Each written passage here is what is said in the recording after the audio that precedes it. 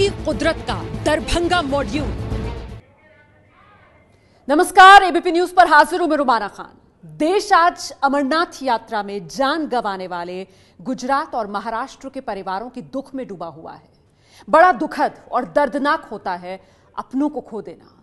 आखिर क्या गलती थी उन निर्दोष श्रद्धालुओं की जो अपने जीवन की धर्म यात्रा पर निकले थे, खुश थे, पर कायर आतंकवादियों ने उनकी और उनके अपनों की खुशियां छीन ली। हमारी संवेदनाएं उनके साथ हैं। हम कल रात से ही अमरनाथ आतंकी हमले की खबरें लगातार आप तक पहुंचा रहे हैं, लेकिन खबरों के इस घंटे में देश के उस हिस्से की बात जो कुदरत के आतंक का शिकार हो गया है। आज हम कुदरत के आतंक की दरभंगा मॉड्यूल की बात करेंगे। इसके जरिए हम देश को आतंक से ज्यादा नुकसान पहुंचाने वाले खतरे से आपको सावधान करना चाहते हैं। हम आपको कुदरती आतंक के उन स्लीपर सेल की भी जानकारी देंगे जो आपके बीच में रहते हैं और जैसे ही मौका मिलता है सक्रिय हो जाते हैं। हमारी मांग है कि सरकार इस आतंक से भी देश की जनता को आजाद कराए। आपसे गुजारिश है कि आप इस रिपोर्ट को बहुत ध्यान से देखिए, पूरा देखिए, ताकि आप अपने दुश्मन को ध्यान से पहचान लें और फिर इसके खिलाफ लड़ सकें। थोड़ी देर के लिए जगह को भूल जाइए। दरभंगा को हिंदुस्तान समझ लीजिए। और अब इस अस्पताल की तस्वीरों को ध्यान से देखिए।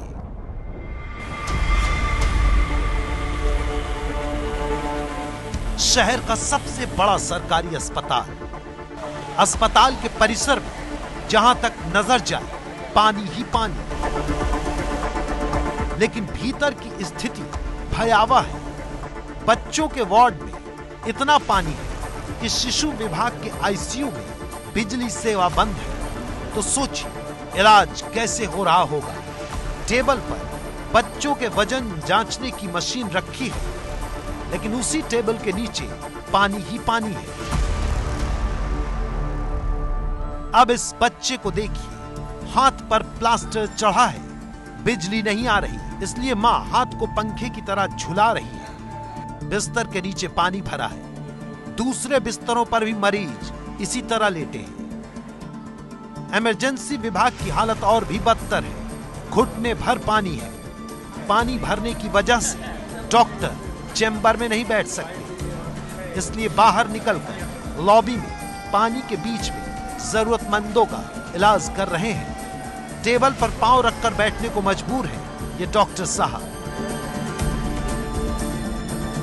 नर्स और डॉक्टर पानी के बीच ही इमरजेंसी में आए मरीजों का इलाज कर रहे हैं। ऑपरेशन थिएटर की ऑक्सीजन मशीन भी पानी में डूबी हुई है। ऑपरेशन थिएटर भी घुटने घुटने तक पानी में डूबा है। अब सोचिए, जहां बिजली नहीं है, पानी में रहना ही नियति है, वहां मरीज क्या करेगा। पहले बाहर से पानी आ रहा है, अंदर से बाहर हो रहा था, अब अंदर जा रहा है पानी। अंदर में कितना पानी? अंदर में भर सवा पानी। तो रहने की स्थिति है? रहने की स्थिति नहीं है सर। अभी इलाज करने में भी दिक्कत हो रही है? बहुत दिक्कत। मशीन लाइन की कोई व्यवस्था नहीं। सब आदमी जा रहा है। क्या बोल रहा है डॉक्टर? डॉक्टर बोला कि सुविधा यहाँ आइए नहीं है, तो फिर क्या करेंगे। 4 एम्बुलेंस दिखाई दे रही है अस्पताल परिसर में, सब पानी में डूबे हुए हैं। दवा विभाग का भी यही हाल है। दवाओं के कार्टन भी पानी में डूबे हुए हैं। अस्पताल प्रशासन भी हाथ खड़े कर चुका है। इमरजेंसी भी बट होना पानी लगा हुआ है, लेकिन वहाँ तो मरीज आ ही रहे हैं। कोई उपाय नहीं है। जो जाना चाहेंगे तो जा सकते हैं। शिफ्ट करने का कोई उपाय नहीं। यह है कुदरत के कहर का दरभंगा मॉड्यूल, जो मानसून के साथ पूरे देश पर हमला करने के लिए तैयार है। क्या हमारी सरकार इस कुदरती आतंक से लड़ने के लिए तैयार है? क्योंकि कुदरत हर साल हमें तबाह करने के लिए अपने आप को सक्रिय कर लेती है, लेकिन सरकारी उपेक्षा और अनदेखी के स्लीपिंग सेल इसे और तबाह करने में भरपूर मदद करती है। हम आपको दिखाएंगे कि कैसे कुदरती आतंक बर्बाद करता है दरभंगा मॉड्यूल के जरिए। लेकिन ये भी जानिए कि देश में कुदरती आतंक का आंकड़ा क्या है। आपका कलेजा कांप जाएगा। 1953 से अब तक 44 करोड़ हेक्टेयर जमीन पर बारी बारी यानी साल दर साल भारी बारिश और बाढ़ का असर पड़ा है। अभी देश का कुल भौगोलिक क्षेत्र 33 करोड़ हेक्टेयर है, यानी 63 सालों में मौजूदा जमीन से ज्यादा पर बाढ़ भारी बारिश का कहर टूटा है। पिछले 63 सालों में करीब 24 करोड़ हेक्टेयर इलाके को बाढ़ बारिश ने बर्बाद किया है। 67 सालों में अलग अलग करके 200 करोड़ आबादी पर कुदरत का कहर टूटा है, जबकि अभी देश की आबादी 133 करोड़ है। यानी इतने सालों में जन्म मृत्यु जोड़कर जितने लोग कुदरत के कहर से प्रभावित हुए हैं, उतनी तो देश की जनसंख्या भी नहीं है। इन 63 सालों में 76 करोड़ घरों को नुकसान पहुंचाया है। नुकसान का अंदाजा इस बात से लगाइए कि अभी देश में कुल 33 करोड़ घर हैं, यानी वक्त के साथ बने और टूट गए घरों को जोड़ दिया जाए तो मौजूदा से 2 गुना तो बर्बाद हो चुके हैं। 63 सालों में 60 लाख मवेशियों को जान गंवानी पड़ी है। बाढ़ भारी बारिश की वजह से 1,04,000 जानें भी गई हैं, जबकि 1994 से अब तक आतंक से मरने वालों की संख्या महज 66,000 है। 1,38,000 करोड़ की सार्वजनिक संपत्ति का नुकसान हुआ है और 63 साल में माल का कुल नुकसान 2,74,000 करोड़ है। यानी कुदरती आतंक के दरभंगा मॉड्यूल ने माल के नुकसान से ज्यादा जान को नुकसान पहुंचाया है। अब आपको कुदरत के आतंक के स्लीपर सेल की कहानी बताते हैं, जिनकी मौजूदगी का फायदा उठाकर कुदरत आतंक बरपाती है। दरभंगा के हवाले से आपको समझाते हैं। वैसे कहानी ये पूरे देश की है। दरभंगा की ये हालत सिर्फ बारिश की वजह से नहीं हुई है, हकीकत इससे बड़ी है।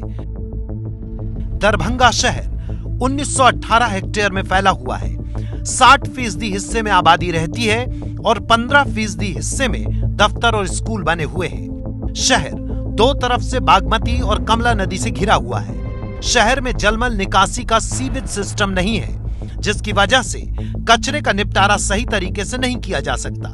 सिर्फ शहर के 40% हिस्से में ही नाले बने हुए हैं। इन नालों की सफाई न होने से कूड़ा और कचरा जमा हो जाता है, जिससे पानी नहीं निकल पाता और दरभंगा शहर जल भराव और बाढ़ की चपेट में आ जाता है। इसके अलावा दरभंगा जिले का बड़ा हिस्सा निचले इलाके में भी आता है, जिसकी वजह से बाढ़ और उग्र हो जाती है। लगभग जो ड्रेनेज सिस्टम दरभंगा शहर का लगभग कोलैप्स कर चुका है। तो किसके लिए दोषी किसको मानते हैं? निश्चित रूप से सरकार दोषी है। नगर निगम कॉर्पोरेशन को जल जमाव की समस्या का निदान करना है, नाले साफ करने हैं और सरकार को उसकी स्वीकृति देनी है। सरकार में कितना बार मिले कि भाई इसका जो डीपीआर ड्रेनेज और सीवरेज का बना हुआ है उसको कम से कम स्वीकृति दे दीजिए। लेकिन शहर के लोगों के साथ द्वितीय दर्जे का व्यवहार यह सरकार कर। रॉन्ग प्लानिंग, रोड ऊंचा करना, रोड के जो पुराने ड्रेन है उसको लिंक नहीं करना, जो कच्ची ड्रेन है। कुछ शहर है जो डूबते, बारिश में जब वाटर लॉगिंग होता है, शहर में पानी जल जमाव होता है, लेकिन अधिकतर शहरों से पानी आधा घंटा 1 घंटा में निकल जाता है। यहाँ निकल नहीं रहा है, ये सबसे बड़ी बात है, शहर में निकल नहीं रहा है। पर शहरी प्रबंधन की इन दिक्कतों पर सिस्टम बहुत ज्यादा धीमा है, जबकि हम स्मार्ट शहर की ओर बढ़ रहे हैं। ऐसे में हमारी सरकार को कुदरत के दरभंगा मॉड्यूल के आतंक का बहुत ज्यादा ख्याल रखना चाहिए, क्योंकि देश की 60 करोड़ आबादी के पास जलमल निकासी की कोई व्यवस्था नहीं है और देश के क्षेत्रफल का 40% हिस्सा कुदरत के दरभंगा मॉड्यूल की चपेट में है। यानी यहाँ बाढ़ का खतरा हमेशा बना रहता है। दिल्ली और मुंबई जैसे महान शहर भी कब पानी से भर जाएंगे कोई नहीं जानता। इसलिए स्मार्ट शहर चाहिए तो कुदरत के आतंक का अंत तुरंत होना चाहिए। तो स्मार्ट शहरों का सपना देख रहे देश के लिए ये तस्वीरें झकझोरने वाली हैं। भारत सरकार का दावा है कि वो कुदरती आतंक के इस दरभंगा मॉड्यूल को अपनी स्मार्ट सिटी योजना से खत्म कर देगी। इसीलिए हमने बिहार के ही एक और शहर मुजफ्फरपुर का दौरा किया, जो कि केंद्रीय स्मार्ट सिटी प्रोजेक्ट की लिस्ट में शामिल है। अब जरा देखिए बारिश और बदहाल जल निकासी के बीच सरकार के स्मार्ट सिटी प्रोजेक्ट की चुनौतियां क्या हैं। डीएम यानी डिस्ट्रिक्ट मजिस्ट्रेट का ऑफिस, नगर निगम का कार्यालय यानी शहर को सही तरीके से चलाने का ऑफिस, कचहरी परिसर यानी शहर की जनता को इंसाफ देने की जगह, सभी पानी में डूबे हुए हैं। यह हाल उस वक्त है जब नगर निगम ने सावन के मेले की विशेष तैयारी कर रखी है। गरीब स्थान में राज्य भर से श्रद्धालु जल चढ़ाने आते हैं। शहर का मशहूर कल्याणी बाजार, स्टेशन रोड, पहली बारिश में ही नगर निगम के इंतजाम की पोल खोलकर रख दी। डीएम के ऑफिस में घुटने तक पानी भरा हुआ है। पटना से आए बुजुर्ग प्रभात कुमार बताते हैं, इतना बुरा प्रशासन जिंदगी में नहीं देखा। बहुत खराब, ऐसा नगर निगम हमने अपनी जिंदगी में नहीं देखा है। हम बहुत शहर घूमे, कम से कम पानी का निकास का रास्ता तो बनाता ही ये सब। 20 दिन पहले ही केंद्र सरकार ने स्मार्ट सिटी की लिस्ट में मुजफ्फरपुर को शामिल किया है, लेकिन बारिश के कहर ने शहर में अघोषित कर्फ्यू लगा दिया है। जिन दुकानों की वजह से बाजार गुलजार रहते थे, वहां आज ताला भी नहीं खुला। गाड़ियां जगह जगह बंद हो गई हैं। सिर्फ शहर ही नहीं, पास के मनियारी गांव में भी बदतर हालात हैं। सड़कों में जमा घुटने भर पानी को निकालने के लिए खुद बारिश में भीगते हुए लोग नाला खोद रहे हैं ताकि उनके घरों में पानी नहीं जाए।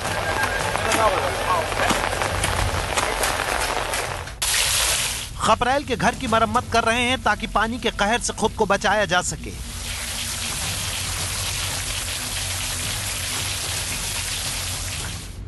एक दिन की बारिश में यह हाल है तो स्मार्ट सिटी के सपनों का क्या होगा, यह बड़ा सवाल है।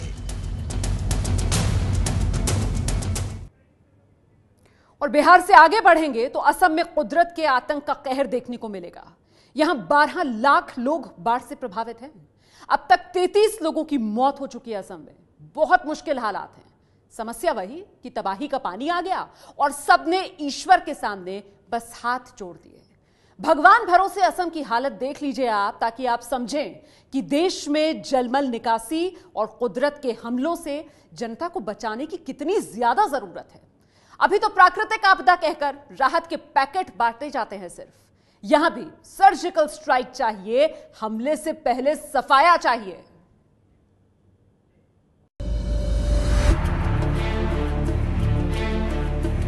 पानी में डूबे घर, पानी में डूबा बिजली का ट्रांसफार्मर, मजबूरी की नाव चलाता एक शख्स, रेस्क्यू ऑपरेशन में जुटी एनडीआरएफ की टीम। ये असम में कुदरत के दरभंगा मॉड्यूल के कहर की अलग अलग तस्वीरें हैं। बाढ़ से हजारों हेक्टेयर फसलें खराब हो चुकी हैं और लोग भुखमरी के कगार पर आ गए हैं। असम के 20 जिले बाढ़ से सबसे ज्यादा प्रभावित हैं, जिनमें लखीमपुर, धेमाजी, डिब्रूगढ़, शिवसागर, जोरहाट, माजुली, कोलाघाट, बिश्वनाथ, चार अली, नौगांव, होजाई, शोमितपुर, मोरीगांव, चिरांग, बारेपटा, धुबरी, ग्वालपाड़ा, कामरूप, कछार और करीमगंज शामिल है। दुनिया का सबसे बड़ा नदी द्वीप कहलाने वाला माजुली जिला सबसे ज्यादा खतरनाक स्थिति में है। यहाँ बाढ़ की वजह से 70 गांवों के करीब 35,000 लोगों को सुरक्षित स्थानों पर पहुंचाया गया है। असम में बाढ़ से करीब 12 लाख लोग प्रभावित हुए। लोग घरों को छोड़कर पलायन कर रहे हैं। अब तक बाढ़ से 33 लोगों की मौत की खबर है। 25,000 से ज्यादा लोगों को राहत कैंपों में पहुंचाया गया है। एनडीआरएफ की टीमें राहत और बचाव कार्य में जुटी हुई हैं। जरूरतमंदों को खाना और पीने का पानी पहुंचाया जा रहा है। असम का काजीरंगा राष्ट्रीय उद्यान भी बाढ़ की चपेट में है। 90% काजीरंगा डूब चुका है। जानवरों, पशु पक्षियों की डूबने से मौत हो चुकी है। वहीं जानवरों को खाने की तलाश में रिहायशी इलाकों में भटकते हुए देखा जा सकता है। असम के सीएम सर्बानंद सोनोवाल के आदेश पर राज्य के कृषि मंत्री बाढ़ पीड़ितों का जायजा लेने निकले और लोगों से उनका हाल जाना। यहाँ का फॉरेस्ट वर्कर है और ऑफिसर्स है, सब लोग काम पे ये पूरा फुल स्विंग वो काम कर रहे हैं रेस्क्यू के लिए। मौसम विभाग के मुताबिक अगले 2-3 दिनों में दक्षिण पश्चिम मानसून की वजह से असम, उत्तरी बंगाल, सिक्किम और भूटान में जोरदार बारिश हो सकती है, जिसकी वजह से ब्रह्मपुत्र नदी का जलस्तर बढ़ सकता है। ऐसे में असम की बाढ़ और ज्यादा खतरनाक हो सकती है। बड़ी दिलचस्प कहावत है कि बेवकूफी और बहादुरी, मूर्खता और साहस में धागे भर का अंतर होता है। धागा जरा सा हिला तो कौन मूर्ख कौन साहसी, ये फर्क खत्म हो जाता है। यहां मूर्खता शब्द की बात हम इसलिए कर रहे हैं क्योंकि मूर्खता भरी सेल्फी के चक्कर में हिंदुस्तान मरने को तैयार बैठा है। ये हम नहीं कह रहे, बल्कि एक वीडियो कह रहा है। यकीन ना हो तो आप खुद देखिए।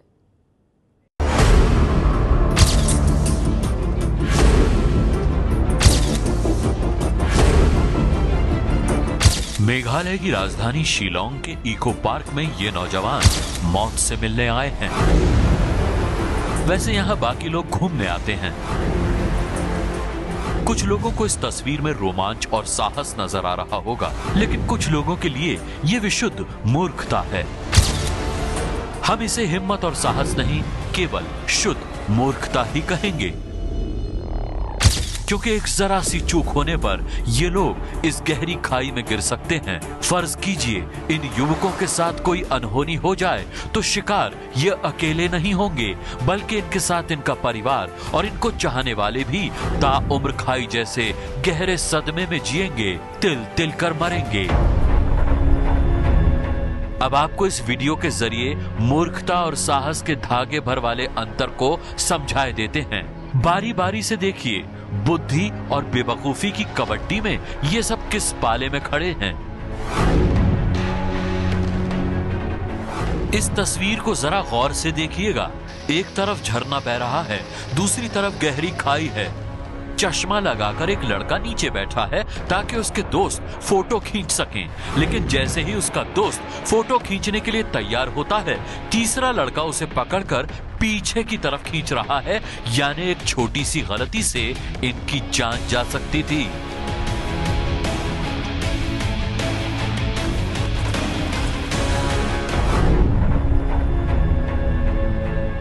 अब जरा इस तस्वीर को देखिए, जिसमें एक लड़का झरने के आगे हाथ धोकर अपनी मौत को दावत दे रहा है। हल्का सा झोंका उसे मौत की आगोश में लाने के लिए काफी है।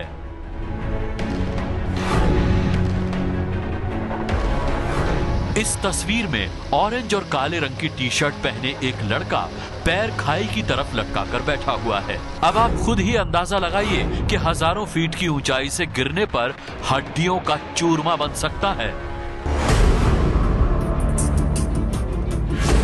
इस तस्वीर में ये दो महिलाएं भी मौत से मिलने को बेताब नजर आ रही हैं। फोटो लेने के साथ साथ वो खाई में झांकने की कोशिश कर रही हैं, जैसे खाई में से कोई खजाना निकलकर इनके हाथ में आ जाएगा। लेकिन ये नहीं जानती, जरा सी चूक से इसी खाई में उनकी कब्र बन सकती है। इस तस्वीर में एक लड़का अकेला बैठा है। जिस जगह ये बैठा है उसमें थोड़ा सा ढलान है और पानी भी बह रहा है। अचानक अगर पानी का बहाव बढ़ जाए और ये फिसल जाए तो पलक झपकते ही ये गहरी खाई की आगोश में समा सकता है। शिलोंग के इको पार्क में लोगों को जलप्रपात तक ले जाने से रोकने के लिए बोर्ड भी लगा हुआ है, जिस पर साफ लिखा है डोंट क्रॉस द बाउंड्री। इसके बावजूद लोगों ने सूचना की अनदेखी की और दीवार फांदकर मौत से मिलने पहुंच गए। कानून के जानकारों का मानना है कि लोगों के लिए महज एक सेल्फी है ये, लेकिन अपनी और दूसरों की जिंदगी को खतरे में डालना बड़ा क्राइम है। सेफ्टी रूल्स हैं, लॉ में भी प्रोविजन है, तो वो बिल्कुल एप्लीकेबल है सेल्फी लेते समय। और हर व्यक्ति को इस बात का ध्यान रखना चाहिए कि अगर वो किसी चलती ट्रेन में खड़े दरवाजे पर कोई सेल्फी ले रहा है तो वो निश्चित रूप से रेलवे के सेफ्टी रूल्स रेगुलेशंस का वायलेशन कर रहा है। देश भर में सोशल मीडिया और स्मार्टफोन का ट्रेंड जितनी तेजी से बढ़ा है, उसी के साथ सेल्फी का ट्रेंड भी काफी बढ़ा है। लेकिन युवाओं में सेल्फी के ट्रेंड की चाहत अब बीमारी की वजह बनती जा रही है। जानकारों के मुताबिक इस दौर में सेल्फिसाइटिस के मरीजों में बढ़ोतरी हुई है। ये एक ऐसी कंडीशन होती है जब सेल्फी नहीं लेने और उसको सोशल मीडिया पर पोस्ट न करने पर इंसान की बेचैनी बढ़ने लगती है। इसे ऑब्सेसिव कंपल्सिव डिसऑर्डर भी कहा जाता है। नहीं चाहते हुए भी लोग सेल्फी लेने से खुद को रोक नहीं पाते। 2014 से 2016 तक दुनिया में सेल्फी लेते वक्त 127 लोगों की जान गई। भारत में सेल्फी लेते वक्त 127 में 60% यानी 76 लोगों की मौत हुई है। रविवार शाम को महाराष्ट्र के नागपुर में नाव पर पिकनिक मनाने गए लोगों में से 11 की सेल्फी लेने के चक्कर में डूबने से मौत हो गई थी। एबीपी न्यूज अभिभावकों से अपने बच्चों को खतरनाक जगहों पर सेल्फी लेने और फोटो खींचने से रोकने और इसके बारे में समझाने की अपील करता है, ताकि भविष्य में ऐसी किसी भी अनहोनी घटना से बचा जा सके। तो सतर्क रहिए, सेल्फी के वक्त सावधानी बरतिए। ये है एबीपी न्यूज, आपको रखे आगे।